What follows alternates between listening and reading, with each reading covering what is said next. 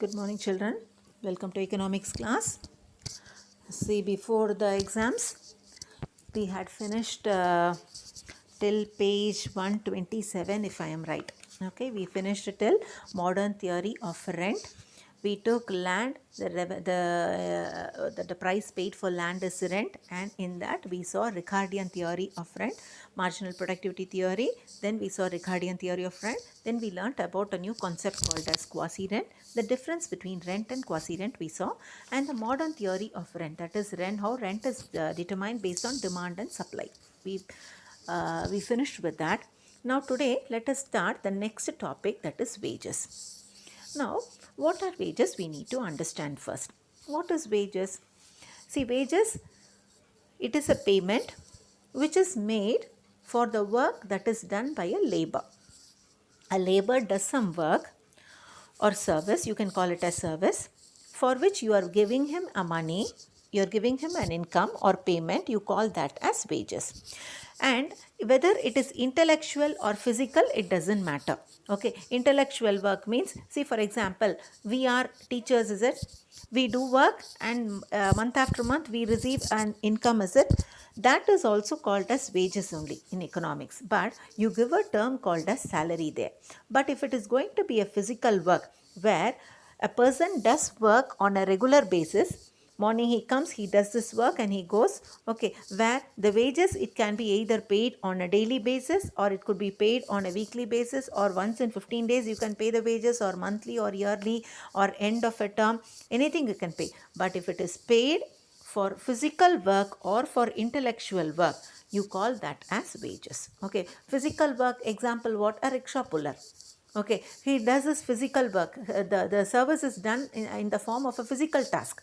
Okay, but here in the case of a doctor or a teacher or a lawyer, there the intellect plays a major role in doing that particular service. So the work could be in the form of intellectual service, or it could be a physical service also. The payment made for the intellectual or physical service rendered by the labor, you call that as wages. Now the meaning of wage in simple terms is, it is a price paid for whom? To the laborer. For what is the money price paid? For the service that is given by the laborer, you pay him a price, that you call it as wages. Next is a definition for wage given by Benham. A sum of money paid under contract by an employer to a worker for the services rendered. Very in simple terms, it gives a complete definition. What is wages? It is a sum of money. Okay. It is paid under a contract. Before engaging a person, you enter into a contract. Okay. See, before appointing a teacher, the employer, the school management enters into a contract with the teacher. Is it before appointing an individual as a teacher for any particular subject? Okay. So they enter into a contract specifying the amount of money to be paid, the timings to be worked, and the tenure of the job also. Okay. When all this is agreed upon, you do the work. So after the completion of a month, you pay them a money. So what is wages? It is a sum of money. When is it paid? It is paid under a contract. Okay, you do make a contract. It can be a verbal contract or a written contract also. But by whom it is paid? It is paid by the employer. To whom it is paid? To the worker. So it is a sum of money which is paid under a contract. It is paid by whom? By the employer to the worker. For what are they paying the money? For the services rendered. Okay, for the service that is being provided by the worker, you pay a money.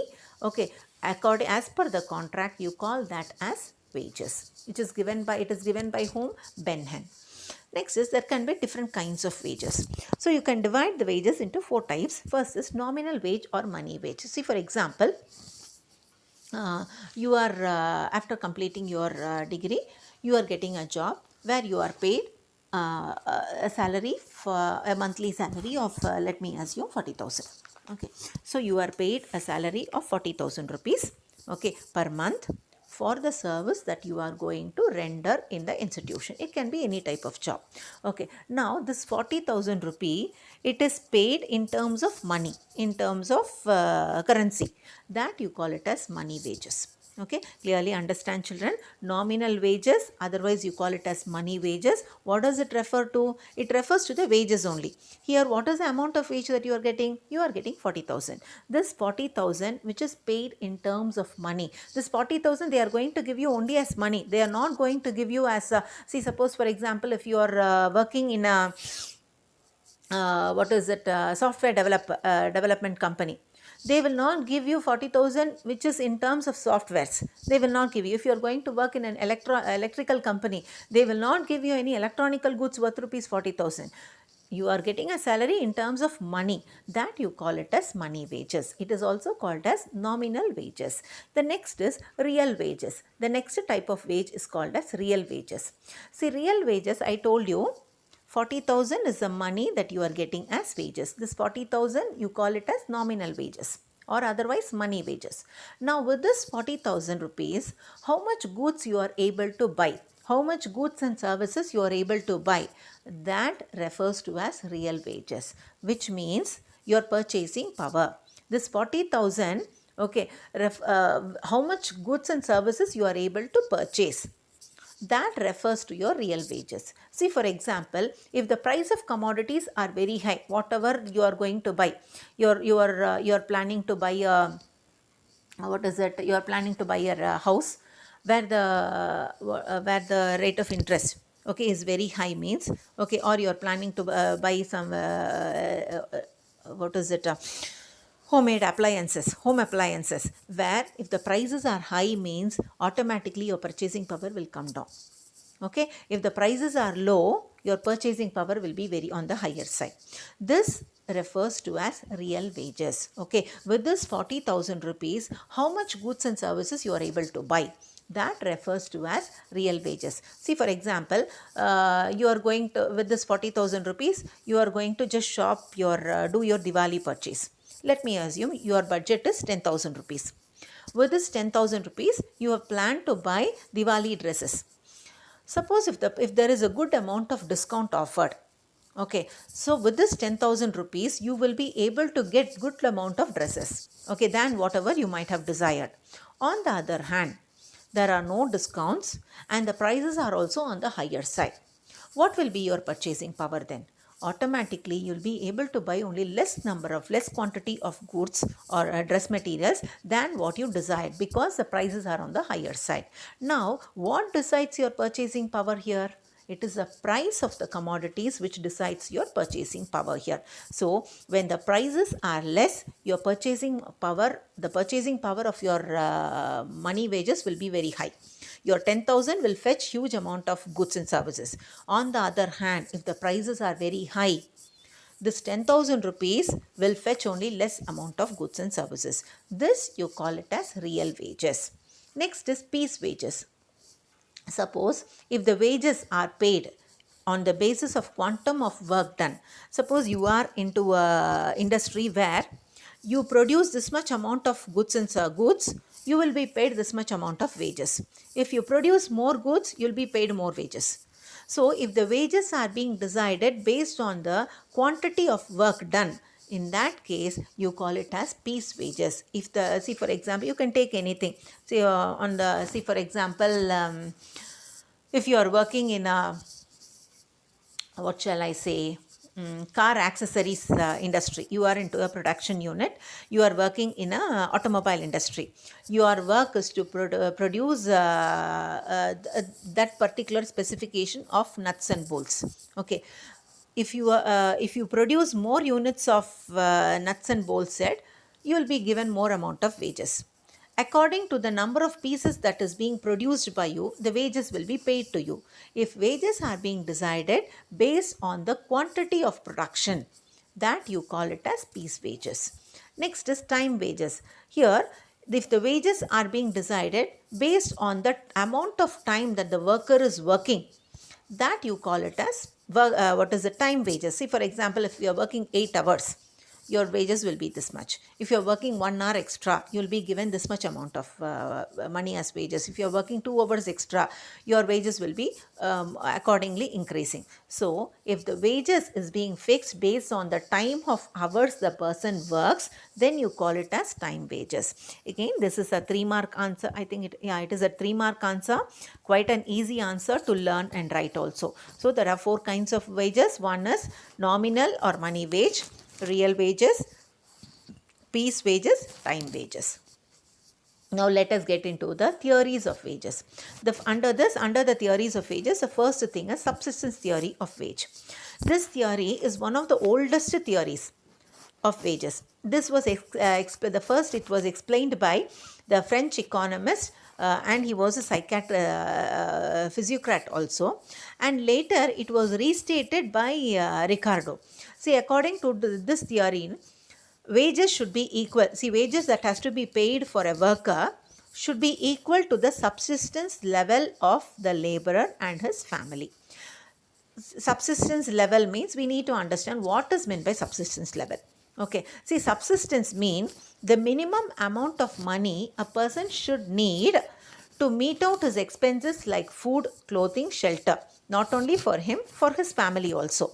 So for his whole family, what is the amount of food required, what is the amount of clothing required, what is the type of shelter, that is housing, that is required. These 3 things are very, very essential for living, is it?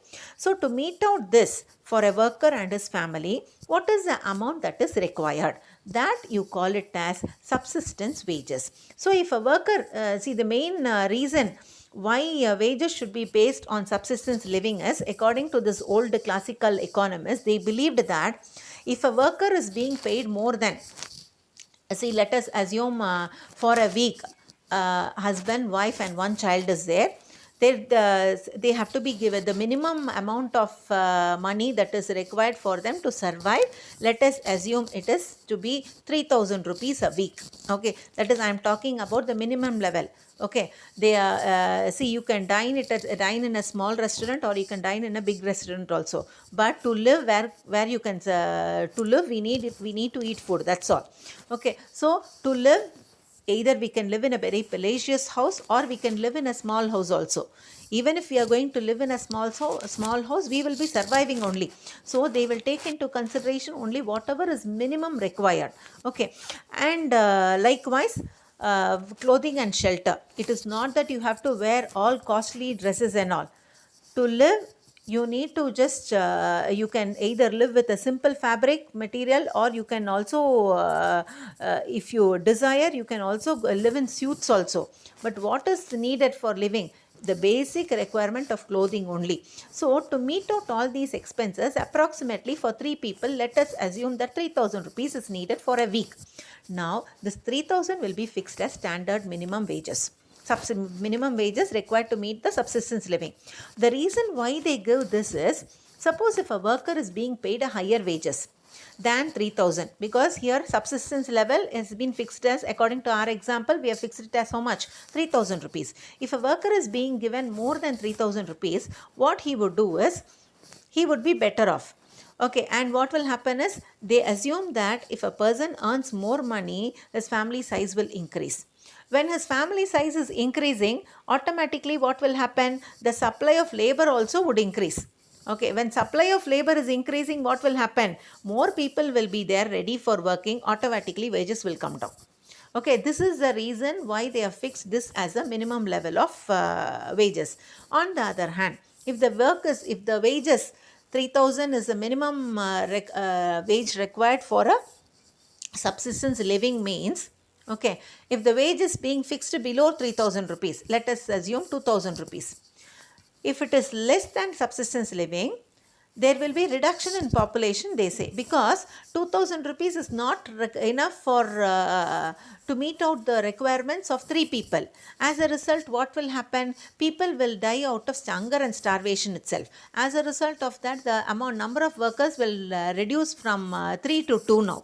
So as a result, what will happen? Supply of labor will reduce. When supply of labor is reducing, what will happen? The wages will automatically increase. This is the reason why it has been decided by the economists to keep the wages equal to the minimum subsistence living according to our example 3000 rupees. So this theory, it is almost related to the Malthusian theory of population. I think according to this new syllabus, you might not have learnt this theory.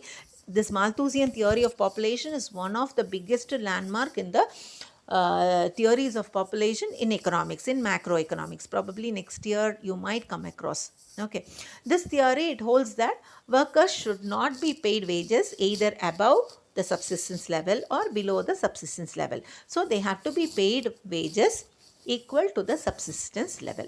Okay, this is according to the subsistence theory of wages. This theory also succumbs certain criticism. Every theory, whenever a theory is propounded, definitely there will be a definition given by them, there will be certain assumptions, okay, and there will be certain criticism also. According to the few economists, there are few criticisms for this subsistence theory also. The first criticism is the role of trade unions or the collective bargaining is not found anywhere in this theory. Okay, so first thing is the role of trade union plays a very big role in determining the wages. That is nowhere seen in this theory. Next is not all people will receive the same amount of wages. See, the people will belong to different categories or hierarchies also. A manager will be superior than a supervisor. A supervisor is superior to a in charge, and the in charge is superior to the worker who works at the lower cadre, and branch manager is at a higher post than the manager. So like this, they have not shown any differences in the wages depending on the different occupations. So everyone has been sorted in the same heading or grouped under the same heading and being decided as wages. Next is the assumption that they have blindly assumed that if income is increasing, what will happen? Population would increase. This is absolutely wrong only.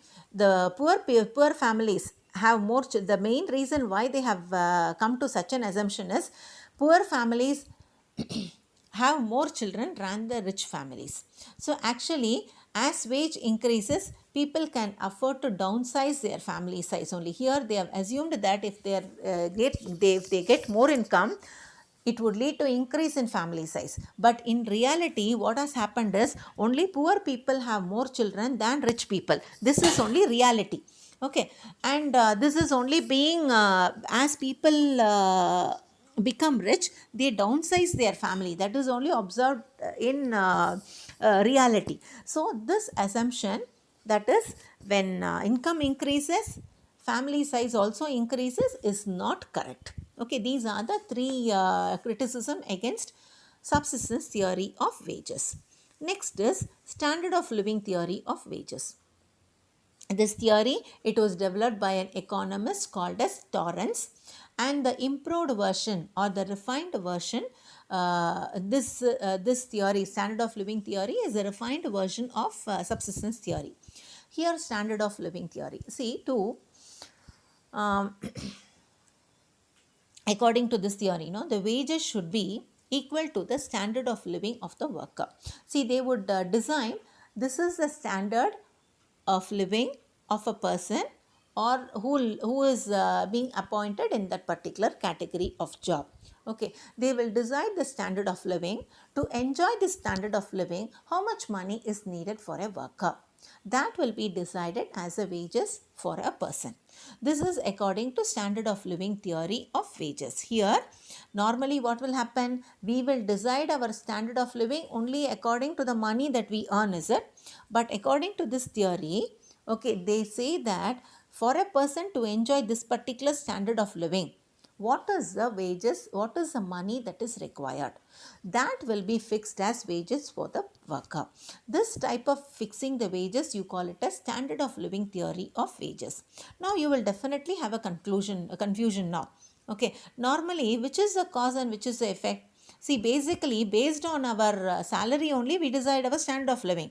But here it is almost the reverse of it. Our standard of living is deciding our salary. Okay, so this is one of the criticism which is being raised against this theory. So the standard of living means wages means the amount necessary to maintain the worker in that particular standard of life where he is accustomed. He is already enjoying this particular standard of living. To maintain him in that living itself, what is the amount of money required? That will be given as wages for him. This is according to standard of living theory of wages. Definitely this theory also has got certain criticism. Okay, I told you normally wage only will decide your standard of living. Your standard of living will not decide your wages in reality. Okay, next is wage fund theory. Wage fund theory, this theory was propounded by it was first propounded by Adam Smith. Adam Smith is a classical economist, father of economics, and the credit of perfecting this goes to J.S. Mill. Underline this. According to Mill, he says that every employer, see, if an employer is employing 25 people, he will keep aside a certain amount of money or capital for making payment for his workers. Every weekend they would pay the workers some salary, some wages, is it? So every employer will set aside a certain amount of money to pay for the workers. This you call it as wage fund. Okay, this amount which is being allocated to make payment for the workers, you call it as wage fund. This wage fund is fixed and it is constant only. And here wages, it depends upon the wage fund and the number of workers, it is inversely related, they say. I'll give you a small example to understand this. See, for example, a worker, an employer has set aside, let us assume 10,000 rupees. He has set aside 10,000 rupees to be paid for as wages for 1 week, okay, for his workers. He has appointed 20 people to work on the farm. That is, 10,000 is a wage fund. The number of workers who are working in his what is construction unit, let us take to be a construction unit, the number of people who are working in the construction unit is, let us assume that 20 people are working. Now 10,000 is the wage fund that is being allocated. The number of workers is 20. Now what would be the amount of wage that is earned by one worker? It will be 500 rupees. Okay, now let us assume one more situation. Okay, the same 10,000 rupees is the wage fund. Now the number of workers are increasing from 20 to 25. Now what will be the amount of wages that should be given for each worker? It will reduce to 400 rupees. So what will happen here is, here they have said it is inversely related to the number of workers employed. Wage fund is same 10,000 rupees whether you employ 20 people or 25 people. But if the number of workers increases, the amount of wage that individual gets reduces. Okay, where 20 people are working, each individual gets 500 rupees.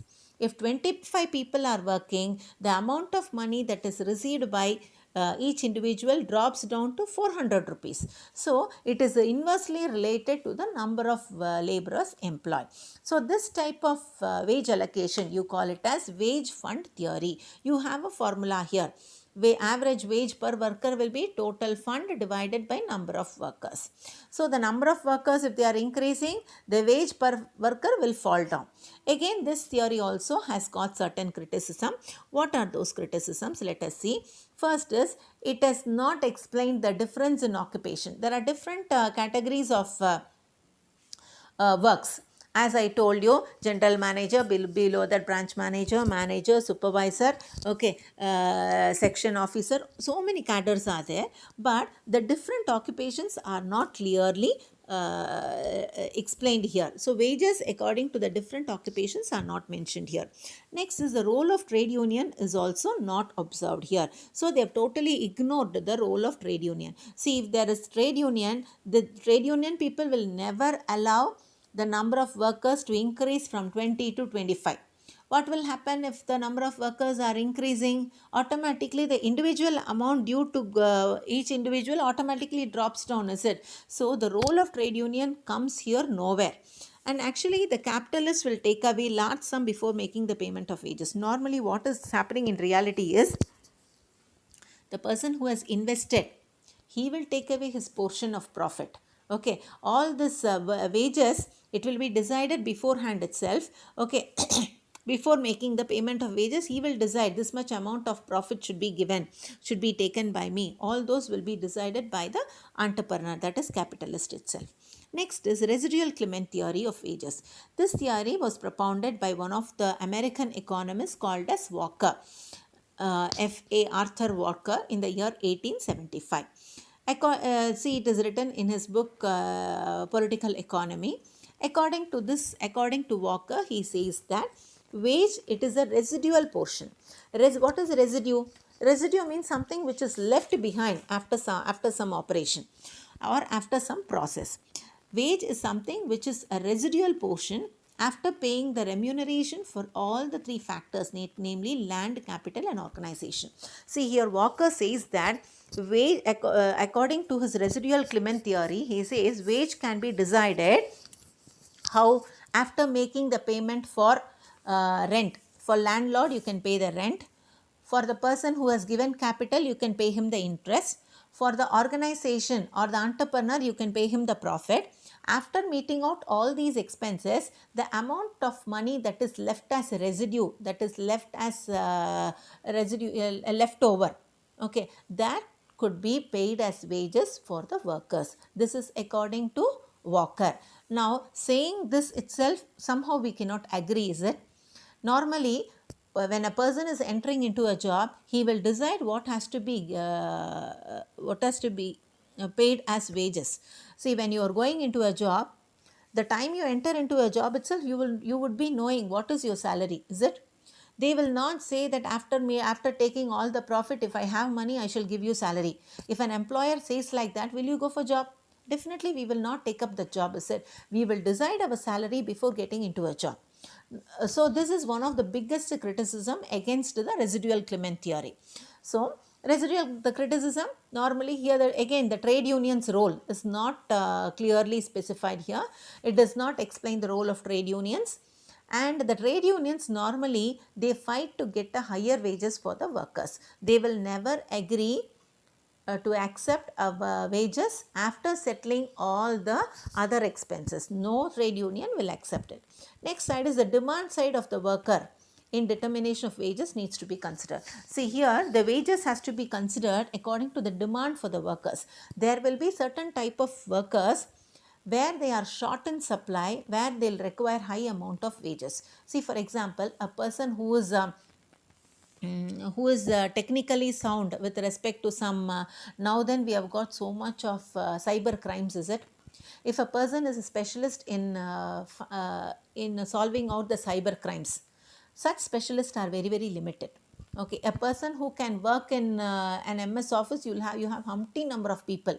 So a person who is specialized in a particular studies are very limited in supply. As a result of that, what will happen? They can demand higher wages. Such a type of demand side of the workers is not at all taken into consideration according to this theory. So if the supply of labor is very limited in one particular thing, automatically they will demand high wages. Okay, this aspect is totally ignored here. The next is marginal productivity theory of wages. This is again the general theory of distribution, where a wages is determined based on the marginal productivity of a labor. It is equal to the, normally at the point of intersection where MC is equal to MR, that particular portion will be decided as a equilibrium level of output, and every worker will be paid according to the marginal product of the labor. When you introduce one additional labor, what is the addition made to total productivity? That amount will be fixed as wages for the worker. But in reality, again I tell you, there is imperfect competition only. There is exploitation of labor. If it is going to be a monopoly or monopolistic competition, there is exploitation of labor. The entrepreneur only enjoys more amount of profit. The labor is being given very less amount of money, but the amount of profit enjoyed by the entrepreneur is very much on the higher side only. So these are the limitations of marginal productivity theory of wages. With this, I shall stop today. In the next class, we shall see about the next topic, interest. Thank you, children. Have a good day. Bye-bye. And the homework for you will be, I want you to write question number 24, 29, 31. 24, 29, 31. Okay. Thank you, children. Have a good day. Bye.